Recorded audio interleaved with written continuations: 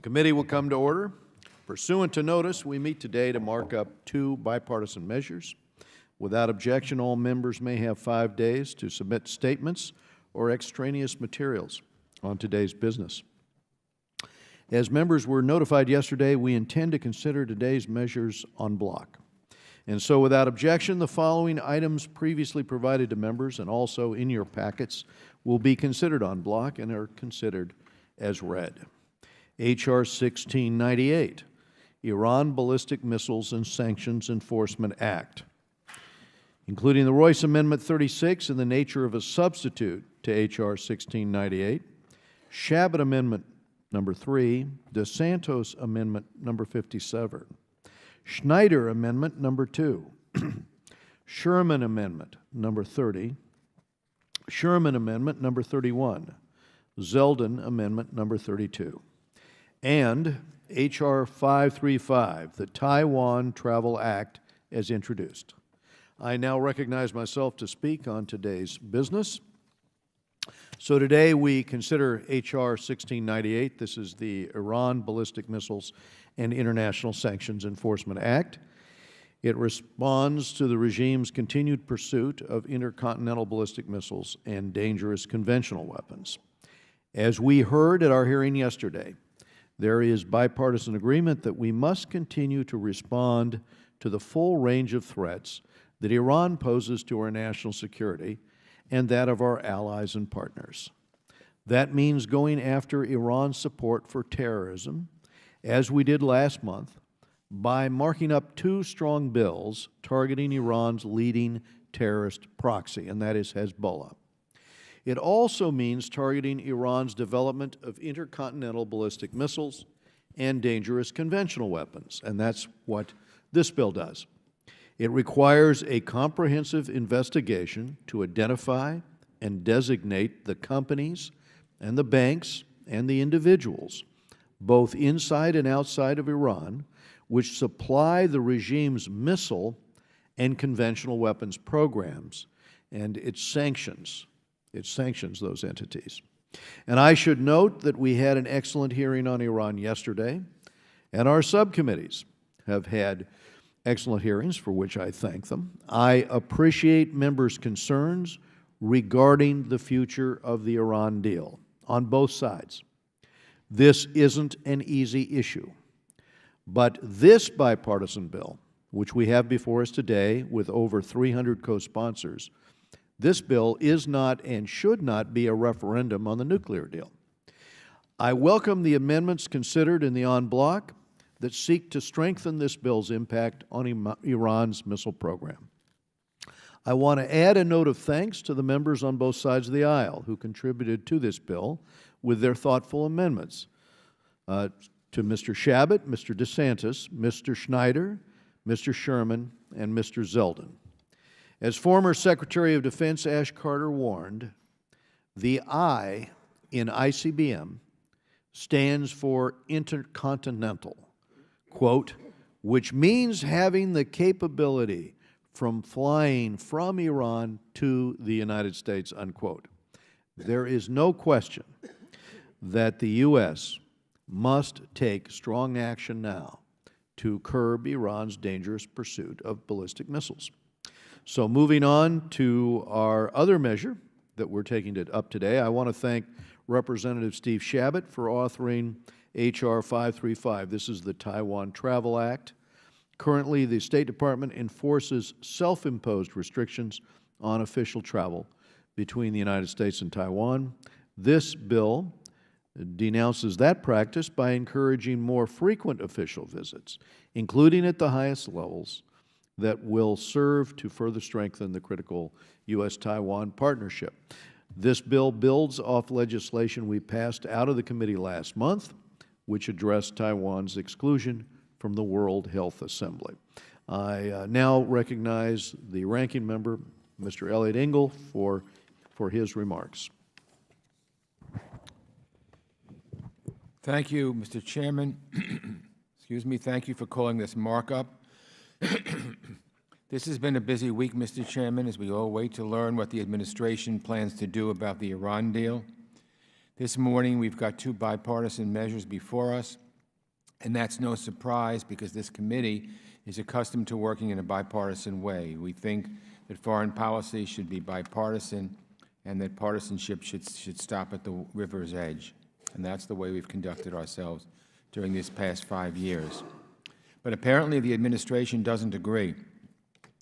We learned through reporting that last evening the President's National Security Advisor, General McMaster, and Secretary of State Tillerson briefed Republican members on the administration's plans.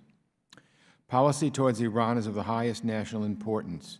We must stand together to confront these threats, and frankly, partisan briefings simply do not help. So let's get this right and stop the political games that the administration is playing. If the reporting is accurate, the administration plans to decertify the deal and push for Congress to pass legislation to change parts of it. I'm not quite sure how that would work. Congress has a role to play in foreign policy, but we cannot pass a law to unilaterally change an international agreement.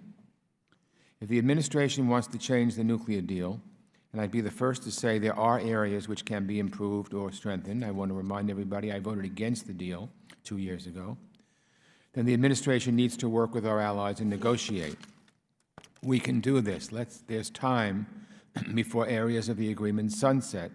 Let's put our heads together with our friends in London, Paris, Berlin, and the EU, and see to it that all pathways to a bomb are cut off for Iran in perpetuity. But let's do it right. Don't blow up the agreement to save it. We'll come out worse in the end. If the administration needs certain authorities, that's where we have a job to do. But this talk of decertifying the agreement and kicking it to Congress for some sort of magical fix just doesn't make sense. I wish I had more clarity on what the White House plans to do, but White House apparently feels that Democratic members don't need any kind of briefings. I'm frankly irked that many of us are being kept in the dark. That said, I'm a co-sponsor of the ballistic missile legislation, and I plan to support it. I'm ready to work with Chairman Royce to pass more sanctions on Iran. But I'm more curious why the tough sanctions law the President signed in August hasn't been put to use yet. We hear a lot of talk from the White House, but so far the only action when it comes to Iran is this plan to decertify the deal. I agree with my friend, the Chairman, let's enforce the hell out of the sanctions we have. So I'll support this bill, but I have a lot of questions about what the administration plans to do in the hours and days ahead. And again, I am concerned about legislating on Iran when only a few members have the full picture of what's about to happen. Next, I'm grateful to Reps. Shabbat and Sherman for their strong leadership on Taiwan, and in particular for introducing the Taiwan Travel Act. I'm a strong supporter of Taiwan. I visited there many times, including with the chairman, who has been a long-standing champion and highly regarded expert on Taiwan issues. Taiwan is a flourishing multi-party democracy of more than 20 million people and a vibrant free market economy.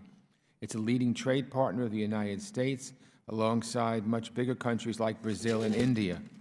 Over the past 60 years, the U.S.-Taiwan relationship has undergone dramatic changes, and Taiwan's development into a robust and liberal democracy underscores the strong friendship our two countries share today. The cornerstone of our relationship is the Taiwan Relations Act, passed by Congress in 1979. It's been instrumental in maintaining peace and security across the Taiwan Straits and in East Asia, and serves as the official basis for friendship and cooperation between the United States and Taiwan. Congress has played a major role in defining what our bilateral relationship looks like. Given the possibility that the new administration may want to revisit regulations and guidance towards Taiwan, the Taiwan Travel Act is timely. This measure puts Congress on record saying the United States government should encourage more regular, substantive, and senior-level engagement between American and Taiwanese officials, and reaffirms that our policy should be to allow such visits to occur at all levels of government. This is the sort of engagement and support we would like to see for our close friends and partners in Taipei. That's why I support this measure, and all members to do the same. Again, Mr. Chairman, thank you for convening this markup, and I yield back. Thank you, Mr. Engel. Do any other members seek recognition? Mr. Smith. Thank you very much, Mr. Chairman. As we heard yesterday in testimony from General Wald, the Iran deal, quote, places Iran on a trajectory to become an intractable challenge as an intractable challenge as North Korea is today, and possibly worse. The general noted that while Pyongyang's relentless pursuit of nuclear weapons has only deepened its isolation and driven it towards bankruptcy, the JCPOA is doing the opposite for Iran. It was clear, Mr. Chairman, from the beginning that this deal was deeply flawed. You said it, I said it, many members of this committee on both sides of the aisle said it. It was clear as well that it was based on a fundamentally misguided premise that Iran's manifest desire for nuclear weapons could be considered separate from its development of a delivery capability for that weapon or from the rest of Iran's violent campaign for regional hegemony. It should be self-evident that a nuclear warhead without a delivery vehicle is not going very far, very fast. Iran's ballistic missile program is inseparable from its desire to impose nuclear blackmail on the United States, Israel, and other regional friends and allies. Iran also exports its extremist revolution through the proliferation of conventional weapons to terrorist proxies. The Iranian nuclear deal, as we all know, gave Iran an infusion of an estimated $115 billion in unfrozen assets. And as John Kerry said in an interview that was carried by CNN, that we don't know where that money is going, and it probably will end up in the terrorists' hands. Not to mention other financial inducements like the $1.7 billion in small bills. As we heard yesterday, this money has helped Iran to extend its malign influence to an unprecedented extent across the region, in Syria, in Iraq, in Lebanon, and in Yemen. H.R. 1698, the Iran Ballistic Missiles and International Sanctions Enforcement Act, enjoys broad bipartisan support and has a huge number of co-sponsors, some 320. The bill expands sanctions against organizations and individuals that facilitate Iran's ballistic missile program, as well as its trade in conventional weapons. It's critical to our national security and that of our allies in the region, especially our good friend and ally, Israel. I yield back, and I ask unanimous consent that a full statement be made a part of the record. Without objection, we now go to Mr. Sherman. Mr. Chairman, thank you for bringing these excellent bills up. For 20 years, I have had a commitment to the security of Taiwan and to countering the threat of Iran. H.R. 535, I think, should enjoy the support of everyone here, and I've studied it as ranking member of the Asia Subcommittee. Taiwan has 23 million people. We have $85 billion of two-way trade. Any country near that important to us, we would have meetings at the highest levels of government. This bill expresses a sense of Congress that it should be U.S. policy to encourage government visits at all levels between the United States and Taiwan.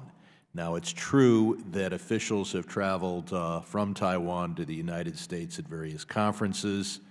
They've participated in meetings in the United States regarding the environment and global anti-terror campaigns. But when it comes to the senior-most Taiwanese national officials, we don't allow them to come to Washington. Taiwan's defense foreign minister and president have come to the United States this year, but not Washington, D.C., and not to meet in formal meetings in U.S. government buildings. There is only one beneficiary of this program, and that is myself and the 30th Congressional District, since it is a matter, since the place most visited by senior Taiwanese officials is the Sheraton Universal Hotel in my district. As wonderful as those meetings are, it would be much better if the meetings were at the State Department and here in the United States Congress. Encouraging greater level of high-level visits and dialogue, as mentioned in the bill, would ease Taiwan's international isolation and reaffirm the U.S. political and security commitments to Taiwan. As to H.R. 1698, the Iran Ballistic Missiles Act, this is an important act to make it plain that Iran's violations of UN Security Council resolutions regarding not only ballistic missiles, but also the transfer of weapons must be responded to, and that's why I'm pleased to be one of the 320 co-sponsors of this important legislation. Thank you for including my two amendments, the first of which requires the President to submit periodic reports on the illicit activities of supposedly civilian aircraft controlled by Iran?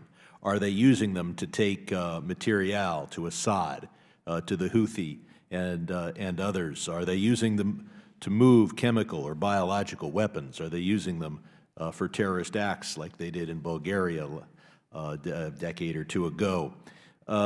This is important because we're called upon to allow the sale of U.S. planes, supposedly civilian planes, to Iran.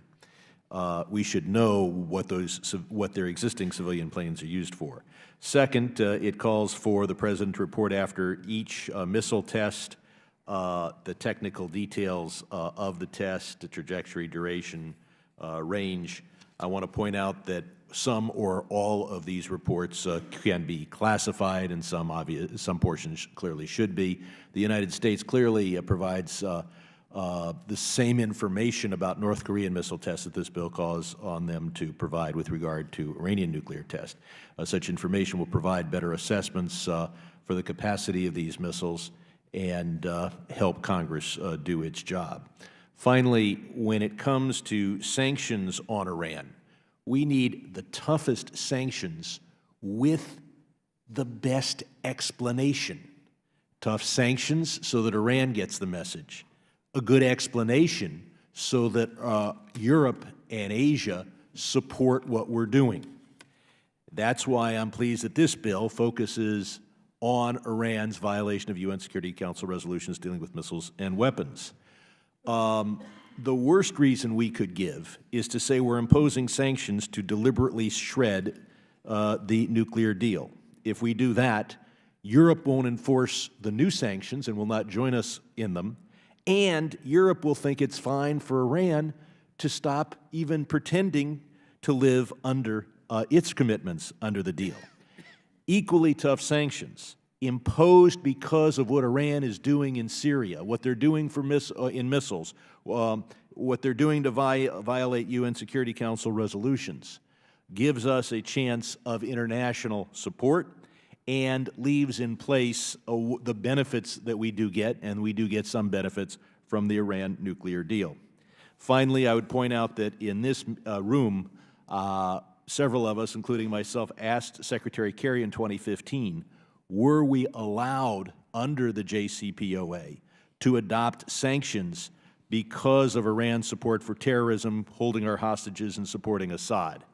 And the answer from Secretary Kerry is we are free to adopt additional sanctions as long as they are not a phony excuse for just taking the whole pot of the past ones and putting them back. So let us impose the sanctions that Iran has earned from its evil activities, and let's just make sure they pass the test of not being phony, and I yield back. Mr. Rohrabacher. Thank you very much, and again, I'd like to thank you and Congressman Elliott Engel for the leadership on this issue. We've seen this committee on numerous occasions focus on what could be one of the gravest threats to the well-being of the American people that we face today. In fact, I would probably put it at the most important. We have an unstable regime. We have a group of religious fanatics controlling the Iranian government, and our efforts to prevent that, the lunacy that comes out of that regime from getting into possession of nuclear weapons is vital to the security and well-being of the people of the United States. So I thank both of you for keeping us focused on this issue. Let me note that 20 years ago, when I was here, I remember a similar situation when we were facing the possibility that a lunatic in North Korea would get their hands on nuclear weapons. And we went out of our way. We were assured by the administration that sanctions and incentives like giving cash would do the trick, and it didn't. The fact is, we have had sanctions on North Korea, and they did not work. The fact is, we gave North Korea $4 to $5 billion And not only did it not work, it probably facilitated their nuclear weapons program by giving them some other money that was then fungible to channel into the development, long-term development of a nuclear weapon. We've already we've unleashed $150 billion into the control of the mullah regime in Iran. These are people who believe that we represent Satan to them. The United States represents a satanic force in the world that needs to be wiped out. That's what they believe. We have to face that reality. If we don't face that reality, we're going to face the same situation that we face in North Korea today. Yeah, wishful thinking had us 20 years ago, and we facilitated North Korea from getting into this position. Again, sanctions alone will not work, but we should make sure that we move forward with all the things that we can do short of a military confrontation. Sanctions is certainly one of them. And the second part, however, I think we've got to bite the bullet and realize that in a nuclear age, we sometimes will have to take actions against governments that we would not necessarily want to disturb. We'd let them sit there. We'd have to take actions, and it doesn't necessarily mean sending American troops into action and into military confrontation. Instead, which during the Reagan years, I'm very proud to have played a role in developing what they called the Reagan Doctrine, which was go out and try to find out who the enemies of your enemy are, and then help those people to do the fighting for you. And in this case, Iran is filled with people who hate the mullah regime. They are oppressed by the mullah regime. Young Persians marched, in fact, 8 years ago, seeking our help, and we rebuked them. And instead, we should be reaching out to these young Persians who hate the mullah regime and want to live at peace, want to build an economy and not nuclear weapons. Let's reach out to them. Let's reach out to the Baluch, people who are oppressed in Iran. Let's reach out to the Kurds. There are more Kurds in Iran than there are in Iraq, for example. There are Azaris that feel they're oppressed. They are part of the same Azaris from Azerbaijan. We have people that we can work with there, the vast majority of people in Iran who don't like the mullah regime. If our goal is to stop this mullah regime from obtaining nuclear weapons which would threaten and endanger the people of the United States, we need to do sanctions, but we need to do more than that. But I join you today in doing what we can do right now. So thank you very much. Thank you, Mr. Rohrabacher. Mr. Ted Deutsch of Florida. Thank you, Mr. Chairman, and thanks to you and the ranking member for bringing these bills before us. I want to join in supporting the Taiwan Travel Act, which is an important statement of American backing for our friends in Taipei and for the values of democracy that Taiwan proudly exudes in East Asia. The U.S.-Taiwan relationship is an obvious and easy and important relationship to support. I'd like to focus my comments, though, on the Iran Ballistic Missiles and International Sanctions Enhancement Act. While we already passed into law the substantive provisions included in this bill when we passed CATSA back in July, I welcome today's markup as yet another opportunity to discuss the options we reserve for going after Iran's malign activities and for doing it without wasting time outside of the JCPOA. It's been more than 2.5 months since we sent the President additional authorities to impose tighter sanctions that would squeeze Iran's support for terrorists like Hezbollah, that would hold the IRGC accountable for its support to the Assad regime and its efforts to sow discord in the region, and to punish Iranian officials responsible for the well-documented human rights abuses against the Iranian people. Yet we still have not seen the President or this administration act to enforce these new sanctions. Instead, we've been consumed by the certification debate. And I oppose the JCPOA, but I also have spent my congressional career pushing the sanctions architecture that brought Iran to the negotiating table. I know that it was not easy to bring our international partners on board, and I recognize that in order to continue the pressure to pressure Iran, we will need the support of our allies and others on the global stage. I've already made my feelings clear about certification and the implications of unilaterally disengaging from the JCPOA. I'll just add that whatever speech the President may give today or tomorrow, I hope that it includes a comprehensive strategy for combating Iran's anti-American and anti-Israel posture in the region, and I hope that the President commits to use the sanctions tools that we in Congress have given to him. Because however we feel about the nuclear deal, we can certainly all agree that Iran must be held accountable for its blatant and consistent violations of UN Security Council Resolution 2231, which forbids Iran from testing or developing ballistic missiles. The very fact that it is the IRGC that oversees the missile program, the same organization responsible for supporting Hamas, Hezbollah, and Assad, should help illuminate why the international community rightly is so concerned. Iranian aggression and the threat posed by its revolutionary leadership has always been a priority of this committee, and I'd like to thank the committee's leadership for your continued vigilance and attention to this issue and for bringing this bill before us today. I appreciate it, and I yield back. Thank you, Mr. Deutsch. We now go to Steve Shabbat of Ohio. Thank you, Mr. Chairman, and thank you for holding this markup today, a very important one, I think. First, I'd like to voice my support for H.R. 535, the Taiwan Travel Act, a bill that I introduced along with my friend from across the aisle, Brad Sherman from California, introduced it earlier this year. I want to thank him for his leadership on this issue. As a founding member of the Congressional Taiwan Caucus, I've had particular interest in U.S.-Taiwan relations. I think, as many of us do, take our commitment to Taiwan very seriously. I'd also like to quickly address the restrictions on visits by high-ranking Taiwanese officials, something that many of us find both insulting and counterproductive. I remember a number of years ago, about 26 of us, after votes on, I believe it was a Monday or Tuesday evening, flew all the way up to New York City to meet with President Chen, who was president of Taiwan at the time.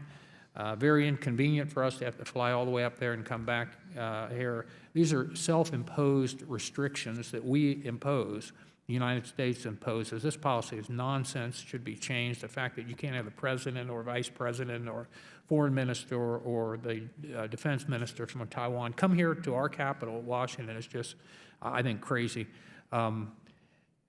Earlier this year, I expressed these concerns again after having said this to previous administrations, to Secretary of State Tillerson, and pointed out that this self-imposed restriction bars Taiwan officials from setting foot in this city, the center of democracy and freedom.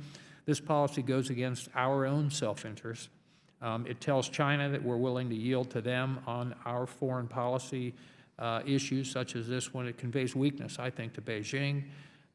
China continues to take aggressive actions that further its long-running campaign to isolate Taiwan. And I believe that the United States has a legal and moral commitment, as we all know, to defend Taiwan's sovereignty in the face of this aggression from the PRC.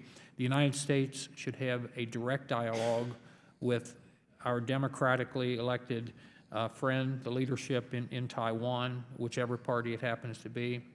And it's time to change this outlandish policy and outdated policy. The Taiwan Travel Act will do this, and I would urge my colleagues to support this measure.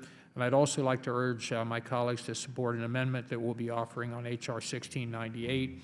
It requires the President to notify Congress when there is credible information that Iran may be receiving large quantities of advanced conventional weapons from foreign countries.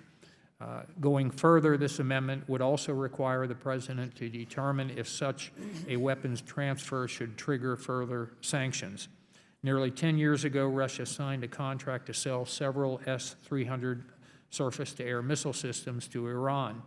In 2010, Russia suspended the sale only to renew the deal after the terms of the Iran deal was agreed to. And that wasn't a coincidence, I believe. The S-300 missile defense system strengthens Tehran's military capabilities, and it complicates our U.S. strategy for eliminating potential Iranian nuclear weapons. Now Moscow has delivered multiple S-300 delivery systems to Iran. It's dangerous. Should military action ever be required, we want to avoid that, obviously, if at all possible, just as we want to avoid military action with respect to North Korea, if at all possible. But to allow missile systems like these, which could jeopardize future American actions, again, if necessary, is just wrong. Late last month, Iran even displayed this surface-to-air missile system to the public, a move that was clearly designed to elevate tensions, to be more aggressive with the United States and with the West in general. We have to take action, I think, on this, and I think this legislation is a step in the right direction. Would urge folks to support that amendment and support the Taiwan Relations Act. And I will yield back. Thank you. Thank you. We go now to Mr. Bill Keating of Massachusetts. Thank you, Mr. Chair. I'd like to thank the Chair and the Ranking Member for working together in a bipartisan way once again on these pieces of legislation. I think it's important. We're giving the Trump administration the tools that are necessary to use these sanctions as part of what I hope will become a comprehensive strategy that is currently lacking.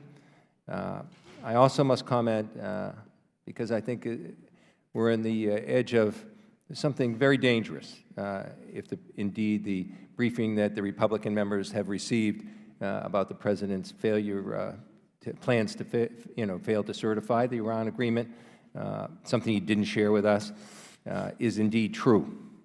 This committee has worked hard to work together.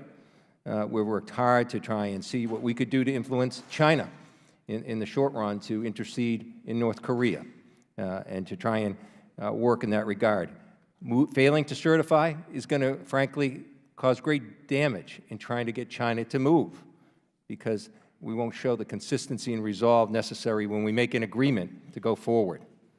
Secondly, I think for all of us that want to make sure that the agreement is aggressively enforced, this is going to weaken that effort, because it's going to make the coalition of allies that we've assembled to make it possible in the first place less cohesive. And without that cohesiveness, we won't be able to act as strongly and aggressively as we could otherwise to enforce this agreement. And my last point, Mr. Chairman, is this. If he goes ahead and fails to certify, as yesterday's testimony indicated to this committee, we'll be playing with fire. In that 60-day period, it's very likely, I believe, that there'll be some actors that will move for a major incident in the Middle East to try and provoke this Congress into acting in a way that will blow up that agreement and blow up the coalition that we have going forward. This period is essential, and I hope, should this happen, I hope the same feelings of bipartisan agreement, loyalty to our country, putting that first above all else, I hope that stays in force as we go forward for the entire Congress. We as a committee can demonstrate that should these things occur from outside malign actors, that we will stay together, we will not be moved, and get through this very dangerous period. So I want to congratulate this committee on working together once again, and I yield back.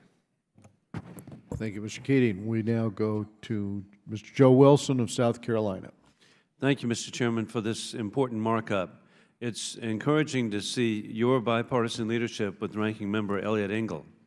I'm grateful to be a supporter of H.R. 1698, the Iran Ballistic Missiles Sanctions Enforcement Act, as well as H.R. 535, the Taiwan Travel Act. Sponsored by Chairman Ed Royce, I appreciate being a co-sponsor of H.R. 1698, the Iran Ballistic Missiles and Sanctions Enforcement. This bipartisan bill works to expand sanctions on Iran with respect to their ballistic missile program and ultimately works to keep American families safe. I am also grateful to support, as a co-sponsor of H.R. 535, the Taiwan Travel Act, sponsored by our colleague, Congressman Steve Chabot, working to strengthen the relationship between the United States and Taiwan by encouraging officials of all levels from both countries to visit and meet with each other, and also motivates Taiwanese to promote business in the United States. my home state of South Carolina has benefited with the billion-dollar investment by Nanya Plastics, Formosa Plastics Group, in Lake City, South Carolina, which has created hundreds of jobs for American families. I yield back the balance of my time. Mr. David Cicilline, Rhode Island. Thank you, Mr. Chairman, and thank you to you, Mr. Chairman, and to the ranking member for holding this markup today. I strongly support the Taiwan Travel Act and our efforts to recognize the important relationship between the United States and Taiwan. We're here on another issue of tremendous importance, Iran. Despite the President's treatment of the U.S. commitment to the Iran nuclear deal with this on-again, off-again, will he certify, will he not certify, as though it were a segment in a game show, this is not a trivial matter. We're talking about nuclear war, about a direct threat to our ally Israel, to the safety of the American men and women stationed in the Middle East, and of course our safety here at home. By threatening not to certify that Iran is in compliance with the JCPOA, without any evidence that they have violated the terms, and in fact broad agreement that Iran is complying with the terms of this, of the JCPOA, including multiple sources that include the President's own senior officials, the President threatens to destroy the agreement that took decades to build. He threatens the credibility of the United States of America, he threatens our relationship with our allies, and he threatens our ability to mobilize support to combat Iran's many destabilizing activities throughout the region. And most importantly, he threatens to put Iran on a direct path toward a nuclear bomb. The Iran deal accomplished its objective, preventing Iran from developing nuclear weapons. This is not to say that they are not engaged in destabilizing or aggressive conduct. Are they funding terrorism? Yes. Are they supporting Hezbollah and Hamas? Yes. Are they continuing to take American citizens hostage? Yes. These are all serious issues of vital importance that we need to focus on outside the terms of the JCPOA. The nuclear deal was never meant to combat the multitude of Iranian infractions of international law, but was meant to take the nuclear issue off the table so that we as an international community can focus our energies on tightening the cinch around Iran's illicit financial activities, against their terrorism, and against their egregious human rights abuses and other maligned activities both within Iran and elsewhere. As Jake Sullivan testified before this committee yesterday, the fabricated drama created by President Trump surrounding certification only draws attention away from the very issues we need to address most. So long as we're bickering with our allies and threatening to unilaterally pull out of the JCPOA, we give Iran cover for its bad behavior. If recent news reports are correct, President Trump seems to think that he can have his cake and eat it too. He seems to think that he can neglect to certify as required under the Iran Nuclear Agreement Review Act and then kick the can to Congress and absolve himself from any leadership role on this critical issue, and he will create great uncertainty about the U.S. position. This would be a grave mistake. America must live up to its commitments. There's plenty of room to negotiate on the details that fall outside of the JCPOA. This is precisely what the JCPOA was intended to do, to give us room to focus on the very real and very serious issues of Iranian malfeasance. This is exactly what we must do. The U.S. must keep its commitment to our allies, maintain our compliance with the Iran nuclear deal, and most importantly, as our chairman so aptly put it, we must enforce the hell out of it. That is Congress's role, and it's up to us to ensure that we and our allies make clear to Iran that while we maintain enforcement of the JCPOA, we will hold them to task for their bad behavior elsewhere. And if they violate the terms of the JCPOA, we must do everything we can to reimpose sanctions and hold Iran accountable. And I sincerely hope that we never get to that point. But if we do, I know that I speak for many of my colleagues when I say we'll be the first in line to hold a hard line and reimpose sanctions.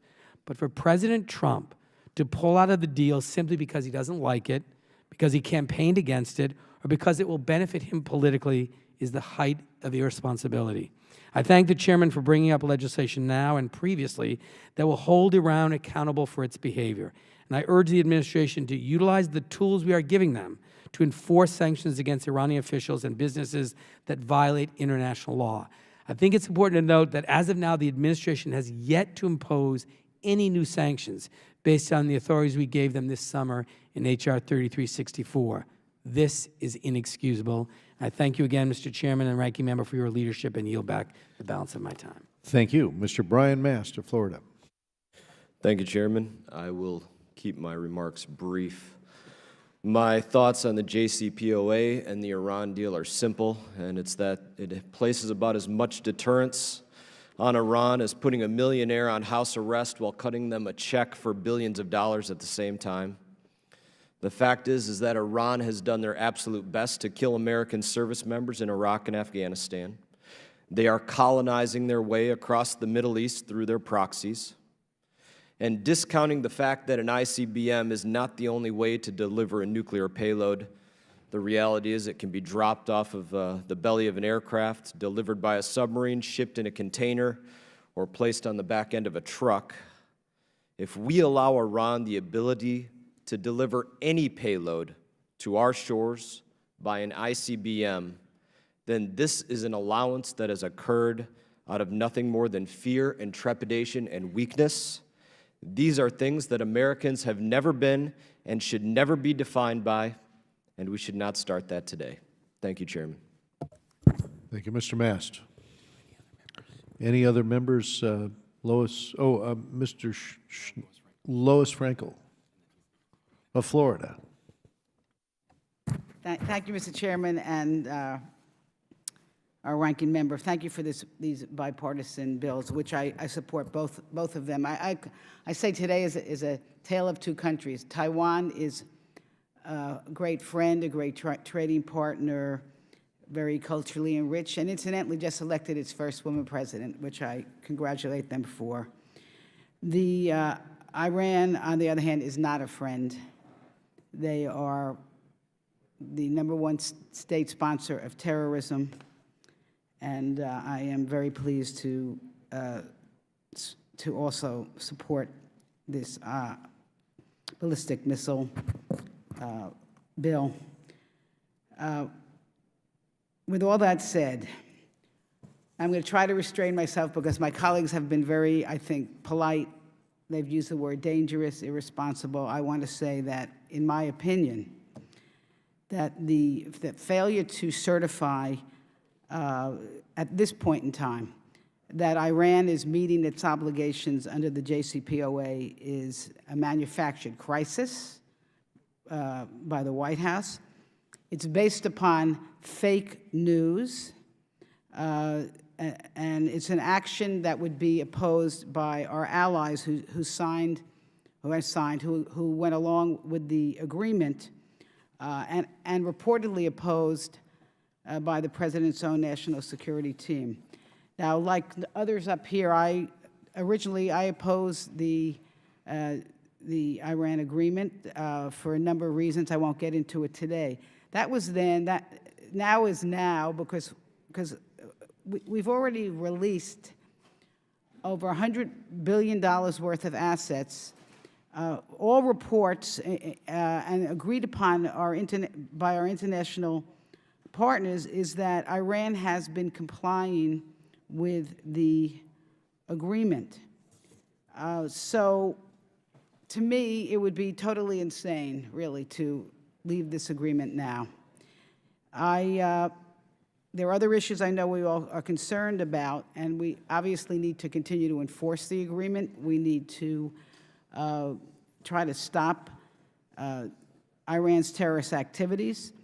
But this is not the way to do it by decertifying the agreement or the compliance with the agreement. You know, the President made a lot of campaign promises that some of us disagreed with. And to me, a lot of his actions have been destructive against women, destructive against the environment, destructive against immigrants. But to me, this is a new level of potential destruction because we're talking about our very existence. And now, to me, using a nuclear war as fulfilling a campaign promise. So I hope, although I don't expect that the President is going to back down from his campaign promise, but I do hope and expect that my colleagues on both sides of the aisle are going to show some restraint and reasonableness because there's too much at stake. And with that, Mr. Chair, I yield back. Thank you, Congresswoman. We go to Tom Garrett of Virginia. Mr. Chairman, the rhetoric here is disturbing. I mean, I think I just heard someone suggest that if the Iranians were aggressive with nuclear weapons, it was the responsibility of President Trump, the destruction that might follow. If Vandenberg, who said politics should stop at the water's edge, were here, I imagine he'd roll over in his proverbial grave. A couple of things have been said. Failure to certify, quote, won't show the consistency of resolve to move forward, unquote. No, I think it would show greater resolve to deter Iran, who's been very clear in their rhetoric, from not only producing nuclear weapons, but also, and quite importantly, delivery mechanisms. In 1994, President Clinton stood before the nation to trumpet the North Korean nuclear deal, which was followed with billions and billions of dollars in aid and assets transferred to North Korea, and President Clinton essentially declared that there was an end to the nuclear threat from North Korea as a result of that wonderful agreement. Fast forward 23 years, and here we sit. Google it. And so another one of my colleagues and friends suggested that if we don't do this, that we're kicking the can, or if the President were to decertify, that he would be kicking the can to Congress. I would offer that the only can kicking going on here is of a nation that won't take the mullahs at their word. I pointed out yesterday that this is a regime that's burned the effigy of every single United States president since Jimmy Carter, and indeed during the finalization of the framework for the JCPOA, depicted a lynching of our first African-American president. Google it. And so they've demonstrated repeatedly through act and word a desire to eradicate this nation, the United Kingdom, the Israelis, amongst others, from existence. We have history as a teacher where we plied the North Koreans with billions of dollars, and the President of the United States declared the nuclear threat from the region to be gone. Fast forward to the current events of today. Now we've plied the Iranians with the freeing of billions of dollars of assets and literally pallets of cash money. And we're told that the JCPOA is somehow sacrosanct and beyond reproach.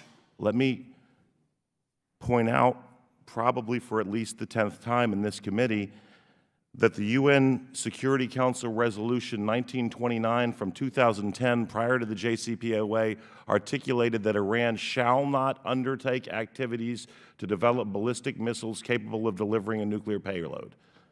Shall not.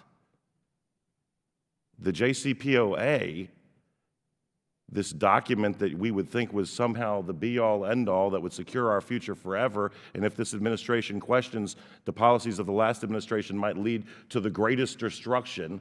That hyperbole needs to stop because it's dangerous, candidly, to how we treat each other as Americans, is somehow sacrosanct. The JCPOA is worded such as Iran is called upon not to undertake ballistic missile testing. Again, shall not undertake 2010 UN Security Council, which means the Chinese and the Russians and the world agreed to it, is called upon not to undertake JCPOA 2015, drafted while they're burning our president in effigy and depicting him being hung. And there's a hue and cry that somehow pointing out flaws in this document, admitting that there might have been mistakes, is wrong. Mr. Sullivan yesterday, who something might have been National Security Advisor had the result of the last elections been different, said diplomacy requires compromise. I wonder if he was quoting Neville Chamberlain circa 1938. Because the Treaty of Versailles called on the Nazis not to develop an army greater than 100,000 soldiers, and several million soldiers and millions of dead innocent people later, we learned that sometimes parties who enter into treaties don't honor them. Winston Churchill said appeasement means feeding the crocodile and hoping he'll eat you last. I'd hearken back to the statement that we might be kicking the can to Congress by pointing out flaws in the JCPOA to suggest that the only can kicking going on now is kicking the can of a nuclear threat to our children down the road, just like was done by the Clinton administration in the 1990s when they declared an end to the threat from that region. Thank you, Mr. Chairman. Thank you, Tom. We go to Mr. Brad Schneider of Illinois. Thank you, Mr. Chairman. Chairman Royce, Ranking Member Engel, thank you for introducing H.R. 1968. I'm a proud co-sponsor of this legislation and a proponent of doing everything in our power to curb and put an end to Iran's malign behavior. The Iran Ballistic Missile and International Sanctions Enhancement Act does just that. It would impose sanctions on those who support Iran's ballistic missile program and transfer weapons to and from Iran. Iran is a bad actor in a volatile region, and its agents continue to sow instability. That is why I offered an amendment to require a report containing information on any credible information regarding violations of the travel restrictions on sanctioned Iranian individuals per UN Security Council Resolution 2231, and any exemptions that have been approved by the Security Council. There are troubling reports that Iran's commander of the IRGC Quds Force, General Qasem Soleimani, has traveled to Russia in violation of UNSCR 2231. These travel restrictions were put in place for good reason, and we deserve to know whether, in fact, violations have occurred. I would like to thank the Chairman for including my amendment in the en bloc package. I would also like to note that while I oppose the JCPOA, now that it is in place, I believe we have to aggressively and rigorously enforce it. But as we enforce it, it is critically vital to acknowledge that the JCPOA, like any agreement, has inherent risks, and that this deal in particular has serious shortcomings and gaps, including, but not limited to, the sunset provisions. The urgent responsibility of our government, in conjunction with our partners and our allies, is to develop the comprehensive strategies and commit the necessary resources to work to close the gaps and reduce the risks. I believe we must clearly and fully articulate, as a matter of national policy, that the United States will never allow Iran to have a nuclear weapon, and that we will aggressively work to confront Iran's malign activities in the region and around the world. I applaud this committee for its work to reduce Iran's malign activities and prevent Iran from ever acquiring a nuclear weapon. I yield back. Thank you, Mr. Schneider. Any other members seeking recognition? Mr. Esbiot. Thank you, Mr. Chairman. This is my first year in Congress. Had I been here when this agreement would have been reached, I probably would have looked at it with a great deal of speculation and concern, as I felt perhaps it was not as strong as it should have been, but it is what it is. And today we see how over 402 site visits and 25 snapped inspections were conducted in the 12 months of 2016, almost doubling from 212, or just slightly over 200 visits. Inspections were conducted on 213, also over 200, on 214 over 350, as well as 215, and as I said, in 2016, 412 inspections were conducted, all leading to what conclusion, and that is that they have been in compliance. Now, yesterday we heard from General Wall, who said that he felt almost 99% sure that they were cheating on the agreement. And I'm substantiated allegation that I think is irresponsible at the very least. And so all important players in this endeavor, particularly the inspectors, are saying that they're in compliance of the JCPOA. And so whereas the agreement perhaps was not strong enough to include other areas of concern for America, Iran's missile program, and other important factors that must be addressed, the experts have told us time and time again, not only in the past administration, but in this administration, that they have been in compliance. So the agreement also came about as a result of coalition building with other important allies that we have across the world. And we have a certain responsibility towards those allies to ensure that they don't feel in the future, when we need them again, let's say, for example, with North Korea, that they will be left out in the cold after they reach an agreement. They sacrificed, or they were flexible in conceding certain things that may have been dear and near to them. So I think that we should continue to push forward to ensure that we hold Iran's feet to the fire, that some of these issues that were left out of the agreement should be dealt with by the same international community and the same coalition that we help lead. So we cannot abdicate our leadership role in that coalition. It is important that America continues to be the leader of the world. And so we must continue to strengthen that agreement and discuss the particular issues that are very concerning to all of us in the future. I join Ranking Member Elliot Engels in supporting the concept that we got to strengthen this, but at this point, it will be political malpractice, if you may, if we opt out. We will feel the concern and scorn in many cases of our allies, and I think we will put the world in peril.